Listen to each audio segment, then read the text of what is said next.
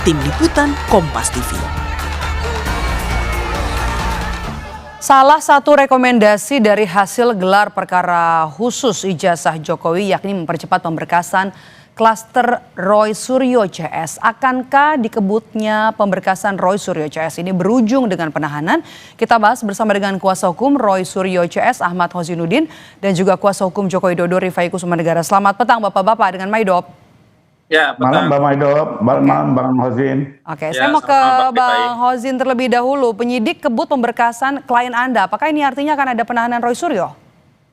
Ya, saya kira yang pertama Bismillahirrahmanirrahim yang ingin saya komentari dari konferensi pers yang disampaikan oleh Direktur Reserse Tindak Pidana Umum Polda Metro Jaya adalah ada dua hal substansi yang menurut saya harus kita kritisi bersama, yakni prematur dan kurang komprehensif.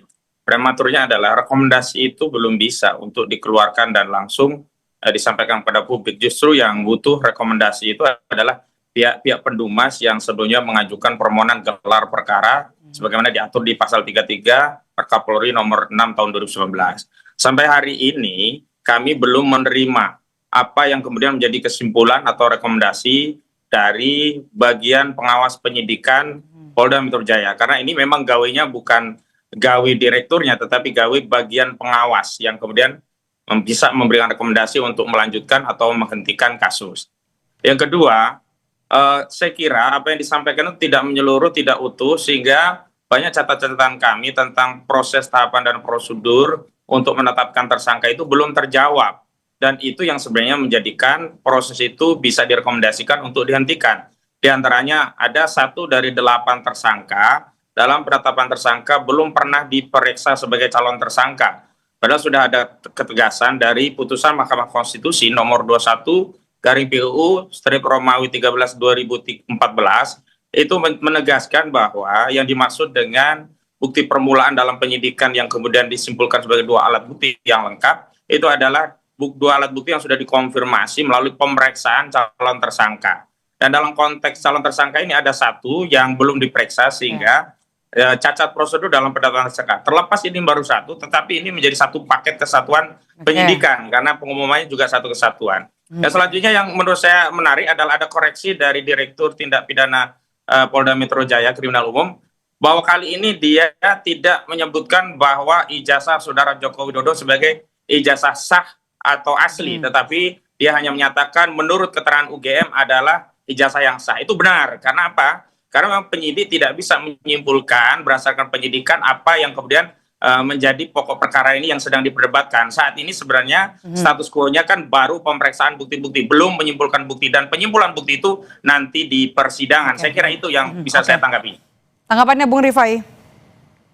Ya, justru kalau kami melihat sebaliknya ya, teman-teman penyidik sudah melakukan penyidikan secara komprehensif, hati-hati, profesional, mendengar kedua belah pihak secara berimbang, bahkan kemarin pun juga masih dibuka gelar perkara khusus untuk mendengar lagi beberapa keluhan, dan semua ternyata sudah dikaji dan dijawab dalam konferensi pers. Dan satu hal lagi, justru di terakhir-terakhir ini kami melihat malah terjadi ada upaya penundaan gitu ya, perlambatan yang dilakukan oleh para tersangka, di mana salah satu kekecewaan kami adalah pada saat pemeriksaan tersangka berjanji akan mengajukan saksi dan ahli. Setelah lebih dari sebulan tak kunjung juga diajukan, bahkan malah meminta gelar perkara khusus. Sehingga buat saya ini justru ada upaya menunda-nunda, memperlambat gitu ya. Sehingga memang sebaiknya adalah berikan kesempatan terakhir untuk upaya mengulur ya, oke. Betul, terlihat sekali karena sejak pemeriksaan tersangka sebulan kemudian tidak ada satupun saksi dan ahli yang diperiksa gitu ya. Saya ngerti persoalannya di penyidik atau di ahlinya itu sendiri ya. Tapi bagaimanapun waktu terus berjalan, ini sudah mau berganti tahun, mau kapan lagi dijalankan, sehingga kemarin pun saya minta, ini semua sudah cukup clear, Ombudsman juga sudah melihat, Wasidik, termasuk juga Mabes juga sudah melihat bahwa ini sudah oke, tinggal lanjut ke persidangan. Dan satu hal yang cukup menarik, yang dilempar kemarin digelar juga sebenarnya sesuatu yang tidak berkaitan, contohnya membahas perkara di Mabes, membahas perkara ada laporan yang tidak masuk, jadi tidak ada hal yang substansial. Dan menurut saya, apalagi sudah kemarin ijazah dibuka yang ya. dicatat adalah upaya untuk mengulur-ngulur waktu ya. Saya mau ke Bung Hozin. 2 permohonan kubu Anda kan sudah dipenuhi penyidik. Yang pertama adalah soal gelar perkara khusus, kemudian kedua diminta untuk memperlihatkan ijazah asli. Tapi kenapa kubu Anda masih ribut, malah sekarang bergeser lagi ke soal pas foto, banyak yang menilai ini adalah upaya untuk bisa mengulur-ngulur waktu. Jangan dijawab dulu, tetap bersama kami akan kembali usai jeda.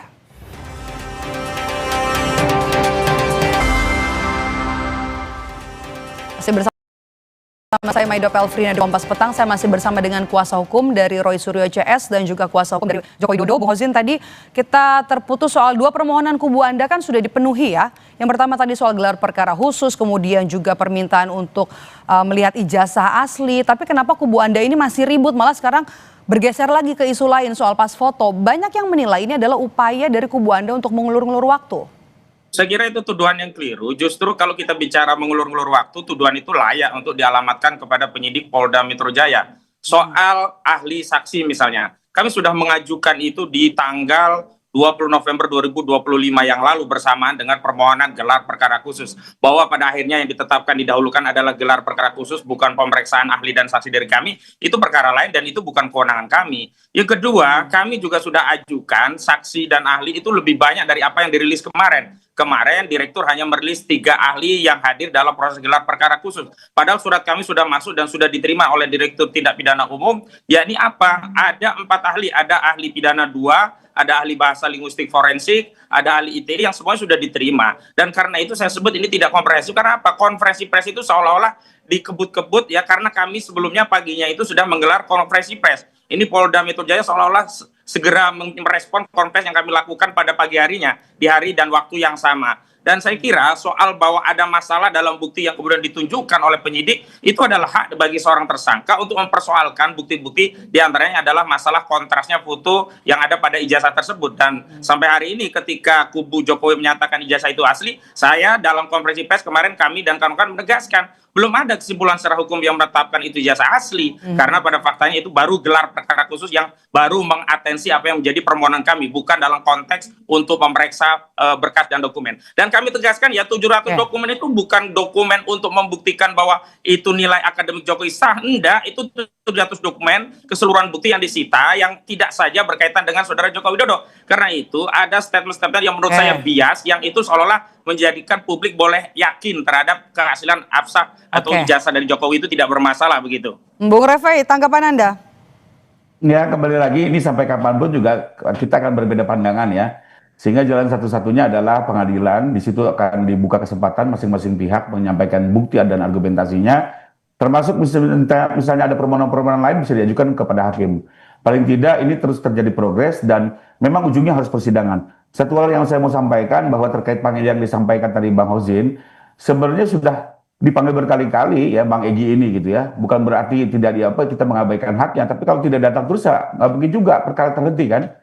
Sepanjang sudah dipanggil tapi secara problemnya maka putusan MK itu kan bukan hanya dipanggil, tapi harus diperiksa. Bisa lanjut gitu loh. Bukan hanya dipanggil loh, syarat di putusan MK itu enggak juga, kalau menurut saya kalau orang dipanggil. tidak datang-datang kabur mau gimana gitu kan, tetap Polisi perkara kan harus punya berjalan. kewenangan untuk mengambil tindakan dalam kerangka untuk mengambil keterangan. Makanya itu. kalau keberatan silakan pra peradilan, kan sudah dibuka oleh Nah, direktur. itu kan sudah hak kami dan kami satu sudah hal, satu hal lagi izin mau saya tambahkan di sini cuma bahwa dalam konteks gelar perkara khusus itu apa selama ini juga yang kita lihat selama tempus delikti ini untuk berbenah para apa namanya tersangka yang melakukan evaluasi terhadap kinerja kepolisian padahal begitu. Selama ini juga mereka di tanggal Januari sampai dengan bulan April mereka tidak pernah mengklaim sebagai peneliti. Baru setelah kami lapor mereka ujuk-ujuk merubah membangun alibi seolah-olah peneliti. Ini juga kita jangan sampai terkaburkan ya. Apalagi ternyata metodologinya juga tidak dapat dipertanggungjawabkan. Nanti ahli akan menerangkan mereka bukan sebagai digital forensik ya. Termasuk juga kalau mengklaim sebagai peneliti, bagaimana mungkin mengeluarkan kata-kata nusangkambangkan Jokowi, asingkan Jokowi, bahkan gantung Jokowi. Ini kan sesuatu yang menurut saya kita jangan terkaburkan lah dengan alibi peneliti. Saya pikir itu kan konteks yang lain ya. Objek utama adalah keaslian atau tidak dari ijazah tersebut. Maka fokusnya adalah apakah menyatakan ijazah palsu itu adalah sebuah pencemaran atau fitnah atau tidak. Maka balik lagi, apakah dokumen itu asli atau tidak. Jika ternyata nanti dokumen itu memang terbukti palsu, maka tentu saja tidak ada pencemaran dan fitnah pada kasus ini. Saya kira begitu. Tidak perlu sebaliknya kalau terbukti asli berarti pada tidak pidana sempurna kan. Dengan makanya kembali lagi ini, kita bawa saja ke sidang. Tapi kan sudah lihat, sudah ditunjukkan ya pada saat gelar perkara ya. Ya, jam 11 malam saat ya. keluar opini juga berbeda Mbak. Menarik lagi itu kan. Telah disita, bukan berada di Jokowi dan ditunjukkan kepada Projo yang katanya sudah melihat ijazah aslinya. Itu yang bohong. Jadi tapi jam 11 malam waktu setelah gelar perkara khusus sudah lihat ya kubu Roy Suryo CS ya.